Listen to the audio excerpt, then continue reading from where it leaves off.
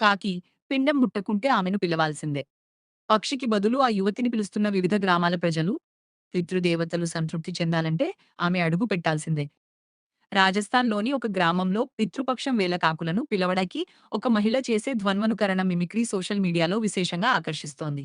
సాధారణంగా హిందూ సంప్రదాయంలో పితృపక్షం పితృదేవతల ఆరాధన సమయంలో కాకులకు పిండం లేదా ఆహారం పెట్టడం ఆనవాయితీ. పితృదేవతలు కాకి రూపంలోకి ఆహారాన్ని స్వీకరిస్తారని నమ్ముతారు. అయితే కొన్నిసార్లు ఎంత పిలిచినా కాకులు రాకపోవడం వల్ల భక్తులు ఆందోళన చెందుతుంటారు. ఇలాంటి సమయంలో రాజస్థాన్‌కు చెందిన ఈ మహిళ తన అద్భుతమైన ప్రతిభతో సహాయం చేస్తోంది. ఈమె అచ్చం కాకిలాగే శబ్దం చేస్తూ కాకులను పిలుస్తుంది.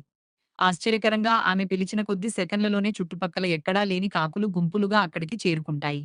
రాజస్థాన్‌లోని కొన్ని ప్రాంతాల్లో పితృపక్షం సమయంలో కాకులు రాకపోతే ఈమెను పిలిపించుకుంటారు. ఆమె మిమిక్రీ విన్న కాకులు పితృదేవతల ఆహారాన్ని స్వీకరించడానికి వస్తాయనేది అక్కడి ప్రజల నమ్మకం.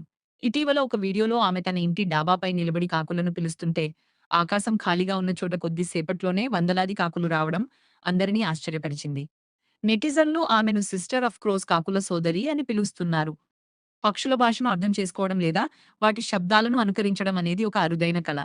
ఈమె చేసే శబ్దాలు కాకులకు ఆహారం ఉంది లేదా సమాచార మార్పిడి సంకేతాలుగా అనిపించడం వల్ల అవి వెంటనే స్పందిస్తాయి.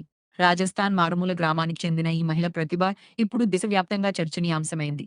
ఈ వీడియోలో ఒక వ్యక్తి కాకుల అరుపులను అద్భుతంగా అనుకరిస్తూ వాటిని ఆకర్షించడం చూడవచ్చు.